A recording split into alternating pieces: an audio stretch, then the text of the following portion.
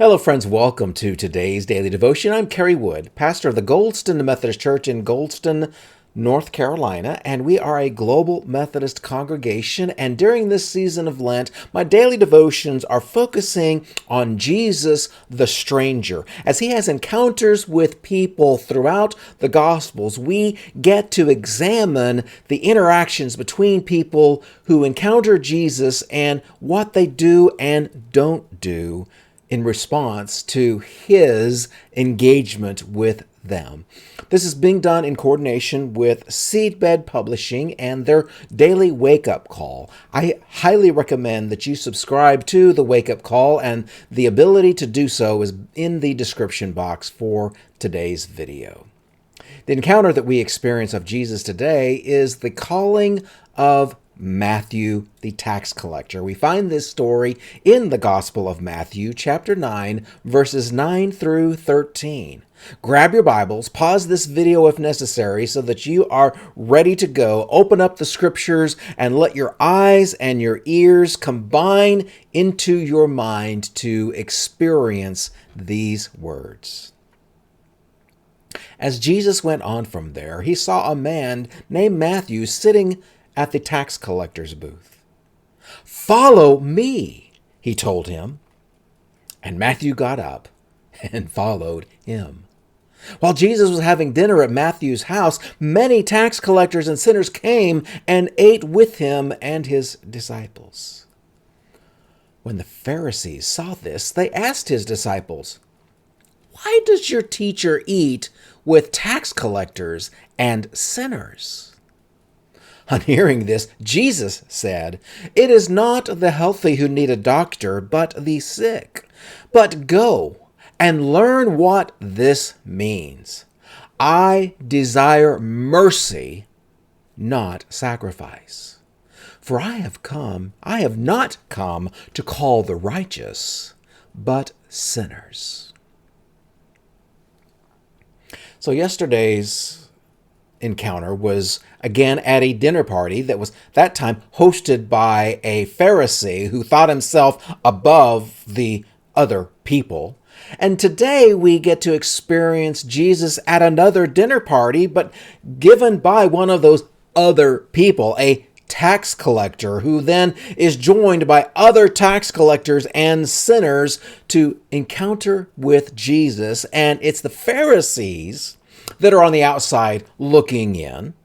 But remember, when there's a dinner party, anybody can come to hear the conversations that are happening around that table. And so as Jesus is surrounded by these other tax collectors, Matthew is basking in this being invited to follow Jesus, and he wanted others to experience him the way he's been able to experience it. So I'm envisioning that Jesus and Matthew and these other people are all on one side of the table, and Jesus's other disciples, whom he's already called, are on the opposite side of the table, and the Pharisees are on the same side of the table as the disciples are. And one of those Pharisees leans down and whispers into, say, Simon or John's ear and says, "Why does your teacher eat with tax collectors and sinners?" They're flabbergasted by this because that's not typical rabbi behavior. This is definitely strange to them. From a Pharisee's point of view, they want to surround themselves by other people who will build them up and appeal to their egos, to their knowledge, to their status. And Jesus, he's not looking to create opportunities with the status building. He's even ruining his own reputation. Or is he? They may have whispered this to one of the other disciples, the question about, "Why is your master doing this?" But Jesus, he knows what the question is, and he replies, "Hey, it's not the healthy who need the doctor, but the sick.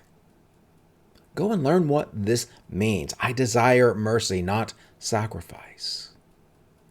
I've not come to call the righteous, but sinners." And the Pharisees are left with the conundrum. Do we equate ourselves with sinners or with righteous?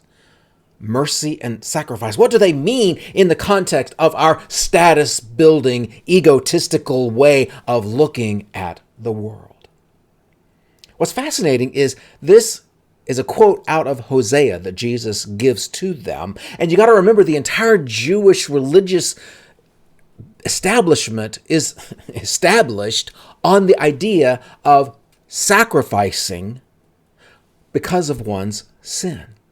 You sacrifice in order to have atonement for your sin. And the Pharisees, they think of themselves as righteous, not as sinners, and yet they're still part of the sacrificial-oriented system of the temple. And so Jesus is trying to help them to understand, hey folks, it's not about going through the motions that matters. It's what's going on in the heart that matters. Because mercy is not a sacrifice. Mercy is an action from one human to another human. Mercy is allowing a person to not get what they deserve. And Jesus says, I am here to give these sinners the opportunity to receive mercy, to not get what they deserve. Again, I'm going to ask the question, where do you see yourself in this story? Are you a Pharisee? Are you a disciple? Are you Matthew? Are you one of Matthew's guests, these sinners and tax collectors? Bottom line, do you consider yourself righteous or sinner? For me, I am one who was a sinner, who has received Christ's mercy and are now going on towards holiness. Not self-righteousness, but being made into the very image of God's righteousness. And I do that by giving mercy. And I'll see you tomorrow for our next daily devotion.